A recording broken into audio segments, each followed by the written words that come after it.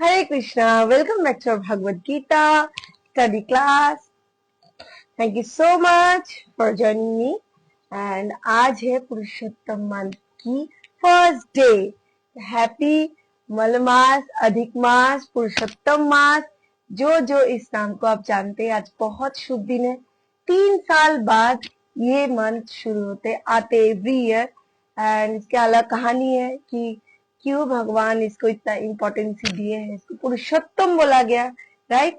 तो बेसिकली ये मंथ सबको पता ही है, फिर भी सबको जो स्पिरिचुअल लाइफ में और एडवांसमेंट तपस्या करके अपने आप को बोलते हैं ना, ग्रैब द अपॉर्चुनिटी एंड थोड़ा सा बैंक अकाउंट आपकी पुण्य से बहुत अच्छे कर्म करके भगवान की और आगे नजदीक जाना चाहते, उनके लिए एक्चुअली ये है.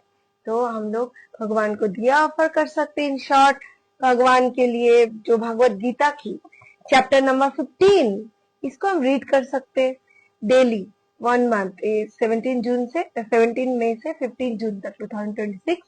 तो आपको ये पुरुषोत्तम मंथ फिर से नहीं मिलेंगे. It will come after 3 years. तो बोलते हैं ना, टाइम इज वेरी शॉर्ट, क्या पता हो ना हो. तो दिस इज द मंथ. हम लोगों को थोड़ा बहुत प्रयास करके इसका लाभ उठाना चाहिए. Isn't it?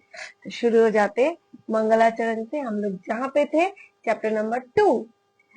ओम अज्ञान तिमिरान्धस्य ज्ञानाञ्जन शलाकया चक्षुरुन्मीलितं येन तस्मै श्री गुरवे नमः. श्री चैतन्य मनोभीष्टं स्थापितं येन भूतले स्वयं रूप कदा मह्यं ददाति स्वपदान्तिकं. वन्देऽहं श्रीगुरा श्रीयुतपदकमलं. श्रीगुरून् वैष्णवांश्च श्रीरूपां साग्रजातं सहगना रघुनाथान्वितं तं सजीवं साद्वैतं सावधूतं परिजनसहितं कृष्ण चैतन्य देवां श्री राधा कृष्ण पादान् सहगना ललिता श्री विशाखान्वितांश्च. हरे कृष्णा. तो आज हम लोग कल नैनम छिन्दन्ति शस्त्राणि जो श्लोका नंबर 23 वहां तक पढ़े थे. तो आज थोड़ा सा आगे बढ़ते. चैप्टर 2 सांख्य योग. इसमें क्या है?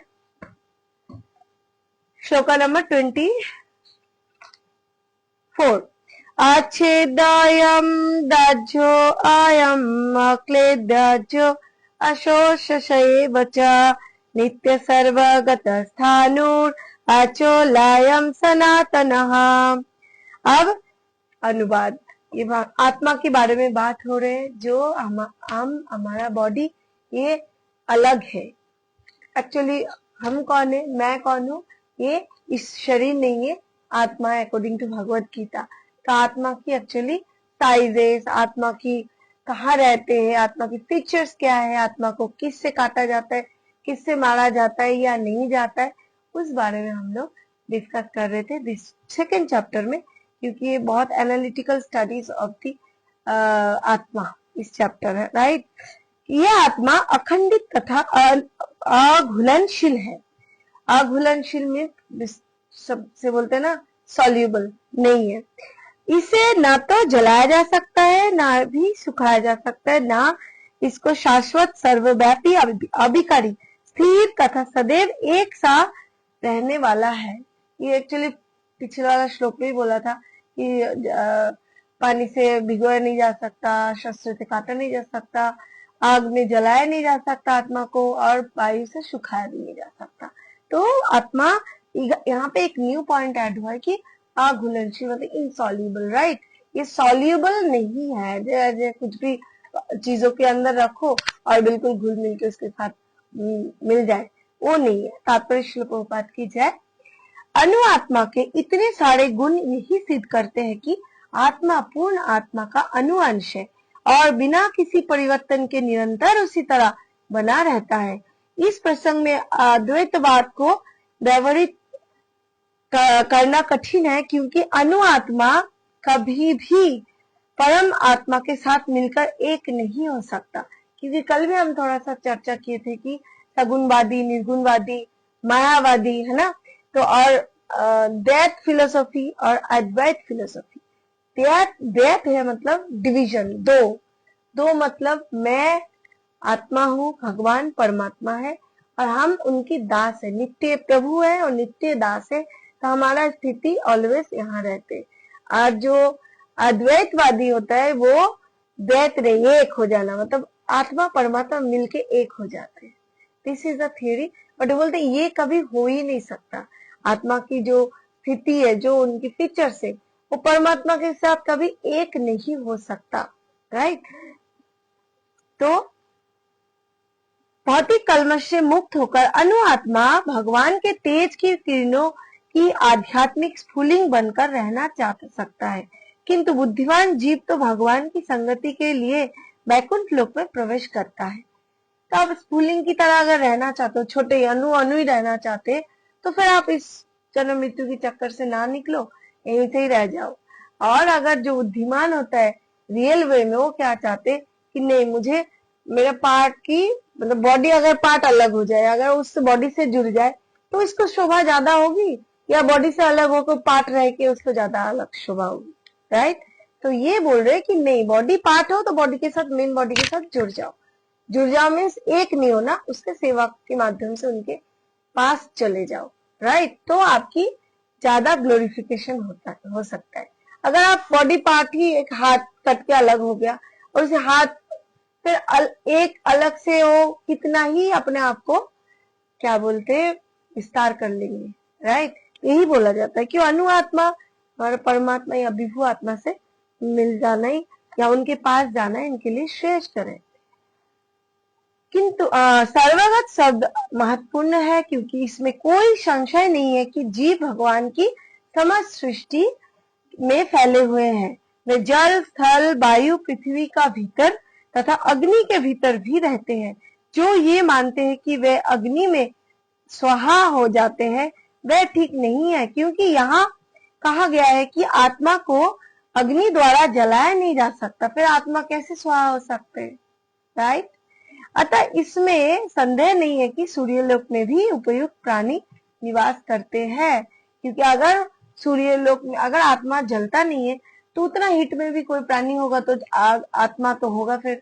और उस आत्मा अगर जलता नहीं है तो इसका मतलब देयर इज चांसेस की वहां पे भी चांसेस क्या है एक्चुअली प्राणी उसमें भी। अभी तो साइंटिस्ट प्रूव कर दिया, ये देखो भागवत गीता में 5000 साल पहले ही भगवान बोल रहे कि आत्मा आग से जलाया नहीं जा सकता, चाहे 6000 डिग्री सेल्सियस हो चाहे 6 लाख डिग्री हो, तो वहां पे भी उस ताप को सहन करके एग्जिस्ट करने वाले भगवान उनके लिए वैसे ही एक्चुअली बॉडी तैयार किया होगा, वहां पे भी प्राण है। यदि सूर्यलोक निर्जन हो तो सर्वगत शब्द निरर्थक हो जाता है। कितना सुंदर लॉजिक। सर्वगत मतलब इस श्लोका में सब जगह जाना, सब जगह में विचरण करना, राइट। मतलब आत्मा सर्वगत है, तो आत्मा अगर सर्वगत है तो सूर्यलोक, सूर्य के अंदर भी फिर आत्मा होना चाहिए। फिर वहां पे अगर उतने हीट में अगर जल जाते, आत्मा तो जलता नहीं है, वो लॉजिक बैठते, तो इसका मतलब है प्राण, क्योंकि आत्मा सर्वगत है, मतलब आपकी ठंडे की ठंडा जगह, maximum heat to heat places, normal places, everywhere means everywhere, there is no actually doubt in it, right. So next, avyakta ayam achinta ayam vikarya muchyate tasmadevam viditvainam nanu sachatum arhasi। अब ये आत्मा अव्यक्त है, अकल्पनीय तथा अपरिवर्तनीय कहा जाता है। ये जानकर तुम्हें शरीर के लिए शोक नहीं करना चाहिए। तो अव्यक्त है जो आत्मा अपरिवर्तनीय है ना, उसको कोई परिवर्तन नहीं है। तो जब परिवर्तन है ही नहीं तो अगर सिर्फ शरीर मार दो या रखो, है ना, तो मारने से फिर शोक नहीं करना चाहिए, तो देयर इज नो चेंज। तो तात्पर्य श्रील प्रभुपाद की जय। जैसे कि पहले कहा जा चुका, आत्मा इतना सूक्ष्म है कि इस सर्वाधिक शक्तिशाली सूक्ष्म दर्शन यंत्र से भी ये देख नहीं, मतलब माइक्रोस्कोप से भी हम लोग उस आत्मा को नहीं देख सकते, अतः ये अदृश्य है। यहाँ तक आत्मा के अस्तित्व का संबंध है। श्रुति के प्रमाण के अतिरिक्त अन्य किसी प्रयोग द्वारा इससे अस्तित्व को सिद्ध नहीं किया जा सकता। हमें इस सत्य को स्वीकार करना पड़ता है क्योंकि अनुभव योग्य गम्य सत्य होते हुए भी आत्मा के अस्तित्व को समझने के लिए कोई अन्य साधन नहीं है।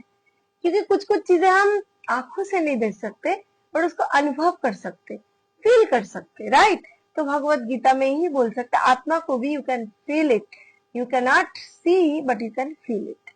सो कोई भी अपनी माता के आधार पर अपने पिता के अस्तित्व को अस्वीकार नहीं कर सकता। पिता के स्वरूप को जानने का साधन या एकमात्र प्रमाण माता है। इसी प्रकार वेद अध्ययन के अतिरिक्त आत्मा को समझने का अन्य उपाय नहीं है। अगर इस विषय में आपको डिटेल जानना है आत्मा के बारे में तो वेदों को, शास्त्रों को अध्ययन करने के अलावा दूसरा कोई उपाय नहीं, क्योंकि शास्त्र हमारे माता है, माता स्वरूप है और माता ही बोल सकते हैं कि हमारे पिता कौन है, राइट। तो उसी तरह दूसरे शब्दों में आत्मा मानवीय व्यवहारिक ज्ञान द्वारा अकल्पनीय है। आत्मा चेतना है और चेतन है। वेदों के इस कथन को हम स्वीकार करना होगा हमें, क्योंकि तर्क, एक बंगाली में कहावत है, विश्वासी मिलाए वस्तु तर्क बहुदूर। तो तर्क करके हम बहुत दूर जा सकते हैं, लेकिन विश्वास करते हैं तो उसको वस्तु को हमें मिल जाता है। Universe is all about affirmation, all about positivity. तो इसलिए यूनिवर्स में कभी नो शब्द नहीं है। अब ये नहीं है, वो नहीं, ये नहीं हो सकता, वो नहीं हो सकता, एवरीथिंग इज पॉसिबल। सो आपको विश्वास करना आत्मा ऐसे ही है जो भगवत गीता में लिख के गए हैं। हमारे जो पूर्वज है, जो इतने ज्ञानी है, वो उनके तो हमें विश्वास करना ही पड़ेगा, वो कैसे गलत हो सकते हैं, राइट। आत्मा में शरीर जैसे परिवर्तन नहीं होते। मूलतः अभिकारी रहते हुए आत्मा अनंत परमात्मा की तुलना में अणु है। परमात्मा अत्यंत अनंत है और अणु आत्मा अति सूक्ष्म है। अतः अति सूक्ष्म आत्मा अविकारी होने के कारण अत्यंत अनंत आत्मा भगवान के तुल्य नहीं हो सकता। यही भाव वेदों में भिन्न भिन्न प्रकार से आत्मा के स्थायित्व की पुष्टि करने के लिए दोहराया गया है। किसी बात का दोहराना उस तथ्य को बिना किसी त्रुटि के समझने के लिए आवश्यक है। सबसे बड़ी बात है, वही बोला बार बार कि आपको प्रूफ भी है, लॉजिक भी है, it's a great science, but हमारे ज्ञान लिमिटेड है, हमारे चिंतन लिमिटेड है। तो हम लोग इस अचिंत चीजों को समझने के लिए हमें भी थोड़ा सा चीजों से ऊपर उठ के अचिंत लेवल पे जाके ही सोचना पड़ेगा, राइट। तब चीजों को समझ में आएगा, आई थिंक। तो इसीलिए तो देयर इज नो ऑप्शन, हमें विश्वास करके आप समझ सकते, then you can feel it कि आत्मा की अस्तित्व है, हम शरीर से अलग है, हमारे जो रियल सेल्फ है वो हमारे शरीर नहीं है, कुछ और ही है। तो यहाँ पे श्लोका नंबर 26, अथ चैनम नित्य जातम नित्यम वामन्नसे मृतम तथापि तम महाबाहो नैनम सचितुम अर्हसि। अब क्या बोल रहे, अथा किंतु यदि तुम ये सोचते हो कि आत्मा अथवा जीवन का लक्षण सदा जन्म लेता है तथा सदा मरता है, तो भी ये हे महाबाहु तुम्हारे शोक करने का कोई कारण नहीं है। बेसिकली भगवान अर्जुन को यही समझाने के प्रयास कर रहे कि आप किसी भी रीजन से शोक आप जो कर रहे हो ये गलत कर रहे हो, इसको आपकी शोक की कोई गुंजाइश होना ही नहीं चाहिए। क्योंकि अर्जुन गांडी छोड़ के बैठ गया था कि मुझे युद्ध नहीं करना, क्योंकि अपने आप, अपने सज्जनों, अपने परिजनों को देख के, अपने गुरु, अपनी पिता की दोस्त, मतलब जो तातश्री पितामह सब थे, भाई, लेकिन उनसे लड़ना अर्जुन के लिए थोड़ा सा कष्टप्रद हो गया था। तात्पर्य श्रील प्रभुपाद की जय। सदा से दार्शनिकों को ये एक ऐसा वर्ग चला आ रहा है जो वेदों की ही समान ये नहीं मानता कि शरीर के परे भी आत्मा का स्वतंत्र अभिप्राय अस्तित्व है। ऐसा प्रतीत होता है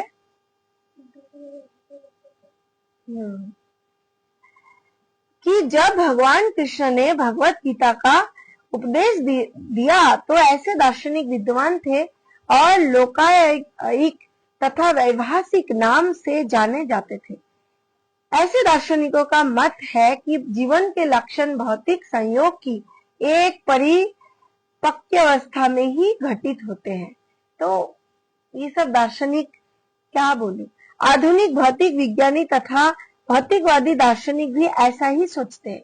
पर कुछ एक घटना घटा साइंस में, हम लोग बेसिकली क्या पढ़ा कि बहुत साल पहले पृथ्वी जो केमिकलाइज एक्चुअली फॉर्मेशन दोनों में हो गया, फिर बहुत बड़ा हीट पैदा हुआ, धीरे धीरे वो हीट डाइल्यूट हुआ, फिर धीरे धीरे शांत हुए, फिर जीवों का सृष्टि हो गया, राइट। पर ऐसा नहीं है, ऐसा नहीं है। तो ये सोच ही एक्चुअली गलत है अकॉर्डिंग टू शास्त्र। आधुनिक भौतिक विज्ञान में उनके अनुसार शरीर भौतिक तत्वों का संयोग है और एक अवस्था ऐसी आती है जब भौतिक तथा रासायनिक तत्वों के सहयोग से जीवन की लक्षण विकसित हो उठता है। तो रासायनिक प्रक्रिया में लैब में आप कितना भी कुछ कर लो, you can not form the life. आप लाइफ को आप क्रिएट नहीं कर सकते लैब में इतने केमिकल फॉर्मूला से, राइट। क्योंकि यही एक्चुअली साइंटिस्ट अभी भी ये यहाँ पे थोड़ा सा उनका बुद्धि नहीं चल रहा है। नितत्व विज्ञान इसी दर्शन पर आधारित है। संप्रति अनेक छद्म धर्म जिनका अमेरिका में प्रचार हो रहा है ऐसी दर्शन का पालन करते हैं और साथ ही शून्यवादी अभक्त वेदों का अनुसरण करते हैं। तो यहाँ पे बेसिकली प्रभुपाद बता रहे कि ऐसे शून्यवादी है, मायावादी है, नितत्वविद जो सोचते हैं कि बहुत सालों पहले कुछ केमिकल फॉर्मेशन से हमारा जीव सृष्टि हुआ, बट इस सृष्टि के पीछे भागवतम में बहुत बिग जो कैसे हुआ एक रहस्य सृष्टि की तत्व हमारे भागवतम में चैप्टर भी है फर्स्ट कैंटो की।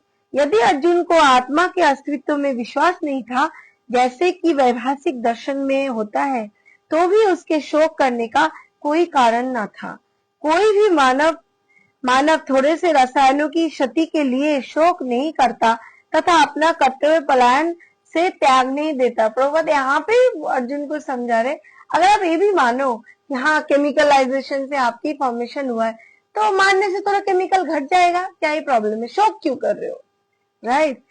तो दूसरे और आधुनिक विज्ञान तथा वैज्ञानिक युद्ध में शत्रु पर विजय प्राप्त करने के लिए न जाने कितने टन रसायन फूंक देते थे और वैभाषिक दर्शन के अनुसार आत्मा शरीर के क्षय होते ही लुप्त हो जाते हैं। तो अतः प्रत्येक दशा में चाहे अर्जुन इस वैदिक मान्यता को स्वीकार करता कि अणु आत्मा का अस्तित्व है या कि वह आत्मा के अस्तित्व को स्वीकार नहीं करता, उसके लिए शोक करने का कोई कारण न था। इसी सिद्धांत के अनुसार चूंकि पदार्थ से प्रत्येक क्षण असंख्य जीव उत्पन्न होते हैं और नष्ट होते हैं, तो अतः ऐसी घटनाओं के लिए शोक करने की कोई आवश्यकता ही नहीं है। अगर आप सोच ही रहे हो कि केमिकल फॉर्मेशन से जीव उत्पन्न होते हैं फिर नष्ट हो जाते हैं, तो फिर भी क्यों शोक करो, फिर केमिकल फिर आ जाएगा, है ना। यदि आत्मा का पुनर्जन्म नहीं होता तो अर्जुन को अपने पितामह तथा गुरु के वध करने के पाप फलों में डरने का कोई कारण न था। Very good point, valid point, कि अगर अर्जुन सोचे इसको मार देंगे तो मुझे पाप चढ़ेगा, इसको पाप, अगर ऐसा ही है कि मारने से बिल्कुल पाप पुनर्जन्म ही नहीं है, तो फिर ना भुगतना पड़ता। पुनर्जन्म का सोच के तो वो ये सब पाप भुगतने के लिए, क्योंकि ज्यादा पाप होगा तो एक जन्म में तो भुगता भी नहीं जाएगा, तो फिर दूसरे जन्म में अगर बिलीव ही नहीं कर रहे हो तो फिर इस जन्म में मार दो, उसका आगे कौन देखता है। ये भी एक वैलिड पॉइंट है। यदि आत्मा का ये हो गया, किंतु साथ ही कृष्ण ने अर्जुन को व्यंग पूर्वक महाबाहु कहकर संबोधित किया, क्योंकि उसे वैभाषिक सिद्धांत स्वीकार